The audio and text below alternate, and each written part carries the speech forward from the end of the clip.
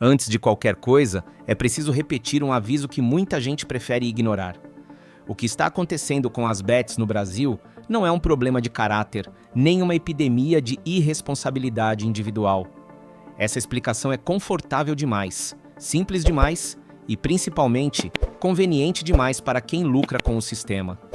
A explosão das apostas é um fenômeno estrutural, previsível e, do ponto de vista econômico, altamente racional. O problema é que aquilo que é racional para o sistema costuma ser devastador para as pessoas que vivem dentro dele. Os mercados de apostas atravessam o melhor momento da sua história. Nunca houve tantas plataformas, tantos usuários, tantos tipos diferentes de eventos transformados em apostas. Hoje, absolutamente tudo pode virar um contrato especulativo, um jogo de futebol, uma eleição, um reality show, um indicador econômico, uma crise humanitária. A lógica é simples. Se algo pode acontecer ou deixar de acontecer, então pode ser precificado, negociado e explorado financeiramente. O mercado global de apostas online movimenta centenas de bilhões de dólares anualmente e o Brasil emergiu rapidamente como um dos territórios mais promissores para essa indústria. A combinação de uma população numerosa, penetração crescente de smartphones, sistemas de pagamento instantâneo e ausência inicial de regulação criou o cenário perfeito para uma expansão agressiva e veloz. No Brasil, essa transformação ocorreu quase sem resistência. Não houve uma grande discussão pública, não houve um choque cultural explícito. Um dia, apostar ainda carregava certo estigma. No outro, virou parte da paisagem, está no intervalo do jogo, no banner do site, no influenciador que você segue, no patrocínio do seu time, no aplicativo do celular. Apostar deixou de ser uma decisão consciente e passou a ser um reflexo automático. Isso não aconteceu por acaso. Durante décadas, o jogo sempre exigiu algum nível de fricção. Era preciso ir até um local específico, lidar com dinheiro físico, enfrentar algum tipo de julgamento social. Esses pequenos obstáculos funcionavam como amortecedores. Eles não impediam o jogo, mas reduziam sua frequência e sua intensidade. As bets modernas foram desenhadas exatamente para eliminar cada um desses freios. Hoje, você aposta sem sair do sofá, sem tocar em dinheiro, sem falar com ninguém, em poucos segundos. O Pix fecha o ciclo instantaneamente. Não há tempo para pensar, nem espaço para arrependimento imediato. A eliminação sistemática dessa fricção não é acidental. É produto de milhões investidos em design de experiência do usuário em testes. A barra B em otimização de conversão. Cada botão, cada cor, cada mensagem push é calibrada para reduzir hesitação e aumentar engajamento. O objetivo é criar o que a indústria chama de fluxo sem atrito, mas que na prática significa remover todas as pausas que permitiriam reflexão. Mas talvez a mudança mais profunda não esteja na tecnologia, e sim na linguagem. As plataformas de apostas não se apresentam como casas de jogo. Elas se apresentam como plataformas, mercados, experiências interativas. O discurso é cuidadosamente higienizado. Você não perde dinheiro, você assume risco. Você não aposta, você opera. Você não joga, você analisa cenários. Essa escolha de palavras não é acidental. Ela transforma uma atividade estatisticamente desfavorável em algo que parece habilidade, inteligência e controle. Essa ressignificação linguística cumpre uma função ideológica poderosa. Ao adotar o vocabulário do mercado financeiro, as bets se revestem de uma aura de legitimidade que o jogo tradicional nunca teve. Apostar passa a soar como investir. Perder passa a soar como volatilidade temporária. O fracasso sistemático passa a soar como curva de aprendizado. E esse discurso cai como uma luva no contexto brasileiro. O Brasil é um país onde o trabalho formal raramente oferece segurança, onde a renda cresce devagar, quando cresce, e onde o custo de vida avança mais rápido do que os salários. Para milhões de pessoas, a sensação constante é de estar correndo em uma esteira que nunca leva a lugar nenhum. Nesse cenário, a promessa implícita das bets não é apenas diversão, é uma promessa de saída, uma chance, ainda que remota, de romper o ciclo. É importante entender que isso não torna essas pessoas irracionais.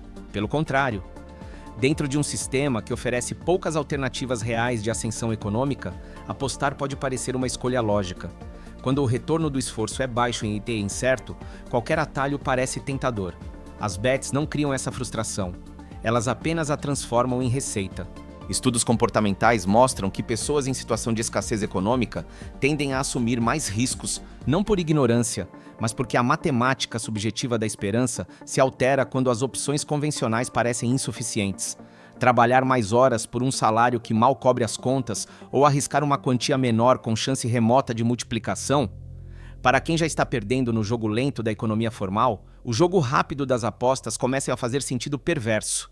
O Brasil já viu esse filme antes. Do jogo do bicho às loterias oficiais, dos títulos de capitalização às pirâmides financeiras, dos robôs de investimento ao day trade vendido como profissão, a lógica é sempre a mesma: transformar esperança em fluxo de caixa recorrente. A diferença é que agora isso acontece em escala industrial, com tecnologia, dados e marketing sofisticado. Cada uma dessas ondas deixou rastros de endividamento, frustração e desilusão. E cada uma prometeu ser diferente das anteriores. Mais moderna, mais democrática, mais acessível. Mas o padrão se repete porque a estrutura subjacente não muda. A desigualdade persiste, as oportunidades permanecem concentradas e novos mecanismos surgem para monetizar o gap entre realidade e expectativa. Tecnicamente, muitas plataformas de apostas modernas alegam não serem casas de apostas tradicionais. Elas se vendem como intermediárias neutras, mercados onde usuários apostam entre si. A empresa apenas facilita a transação e cobra uma pequena taxa. Em teoria, isso soa mais justo, quase democrático. Mas essa neutralidade é uma ilusão. Mercados não existem sem liquidez. Para que alguém possa apostar, alguém precisa estar do outro lado. E quando não há usuários suficientes para preencher todas as apostas, entram os formadores de mercado. Instituições com capital, algoritmos e modelos estatísticos avançados, capazes de operar com vantagem estrutural. Esse mecanismo é comum no mercado financeiro. A diferença é que aqui, o outro lado da operação não é um investidor profissional, mas o cidadão comum. Esses agentes não estão ali para arriscar. Eles estão ali para explorar padrões previsíveis de comportamento humano. Eles sabem exatamente quando o usuário médio aposta pior, sabem que emoções distorcem decisões, sabem que perdas recentes levam a apostas mais agressivas, sabem que apostas combinadas são mais atraentes, mesmo sendo estatisticamente piores.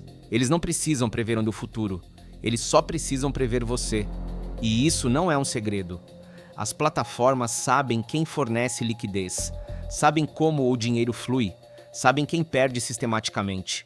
Possuem dados detalhados sobre padrões de comportamento, horários de maior vulnerabilidade, tipos de eventos que geram apostas mais impulsivas. Essa assimetria informacional é abissal. E ainda assim, o discurso público continua sendo o da responsabilidade individual.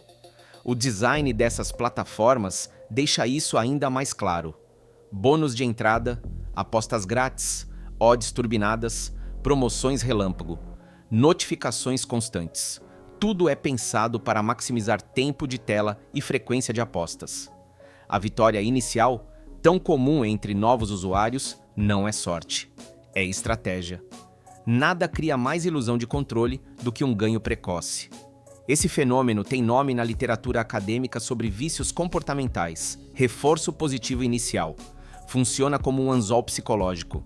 O usuário ganha nas primeiras tentativas, atribui o sucesso à própria habilidade, aumenta a confiança e, consequentemente, a frequência e o valor das apostas. Quando as perdas inevitáveis começam, o indivíduo já está emocionalmente investido, convencido de que pode recuperar o controle que acredita ter demonstrado no início. No Brasil, enquanto isso, a regulação avança lentamente, sempre atrasada em relação à realidade. Durante anos, essas empresas operaram em uma zona cinzenta, fora do alcance efetivo do Estado. Captavam dinheiro via Pix, patrocinavam clubes, compravam influência e moldavam hábitos antes que qualquer limite fosse imposto. Quando finalmente surgiram movimentos regulatórios, a indústria já estava consolidada, com lobbies estruturados, contratos milionários assinados e uma base de usuários na casa dos milhões. Regular algo que já se tornou parte do cotidiano é infinitamente mais difícil do que regular algo antes que se normalize. As bets conquistaram primeiro o território cultural, depois negociaram os limites legais. O futebol desempenha um papel central nesse processo. Clubes endividados encontraram nas bets um patrocinador disposto a pagar rápido e sem fazer muitas perguntas. Camisas, campeonatos e transmissões se tornaram vitrines permanentes para o jogo. Apostar virou parte da experiência esportiva, quase uma extensão natural da torcida. Comentaristas discutem odds ao vivo, aplicativos incentivam apostas durante as partidas, influenciadores esportivos compartilham dicas de apostas como se fosse análise técnica. A linha entre torcer e apostar foi deliberadamente borrada.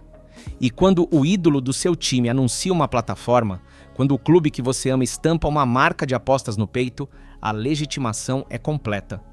Mas os efeitos vão muito além do entretenimento. Crescem os relatos de pessoas endividadas, famílias afetadas, conflitos domésticos, ansiedade, depressão.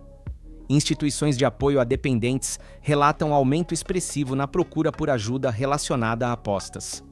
Ainda assim, o debate público insiste em tratar tudo isso como falha moral individual. Como se bastasse dizer, jogue com responsabilidade para resolver um problema estrutural. Essa frase é enganosa porque ignora o contexto. Responsabilidade não existe isoladamente. Ela é moldada pelo ambiente, pelos incentivos e pelas assimetrias de poder.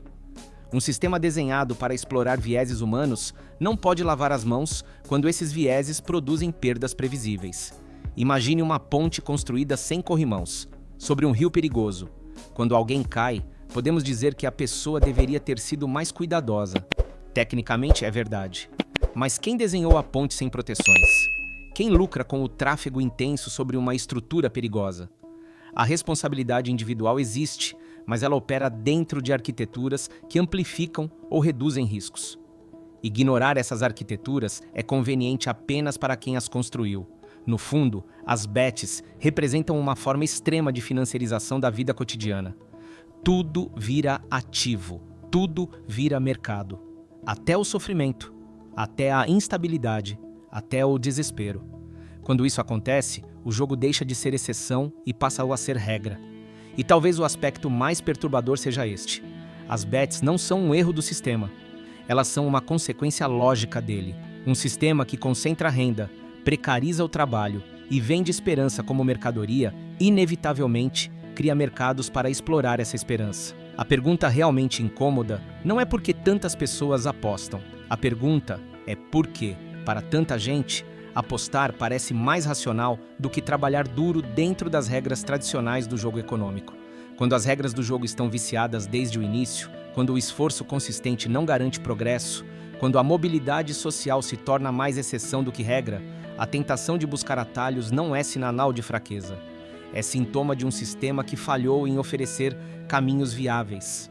Quando a esperança vira produto, alguém sempre paga o preço. E quase nunca é quem vende. Se você quer continuar enxergando esses mecanismos invisíveis, entender como sistemas são desenhados para parecer inevitáveis e acompanhar análises que fogem das explicações fáceis, então considere se inscrever no canal e curtir o vídeo. Isso ajuda o conteúdo a alcançar mais pessoas e permite que esse tipo de discussão continue existindo. Nos vemos no próximo vídeo.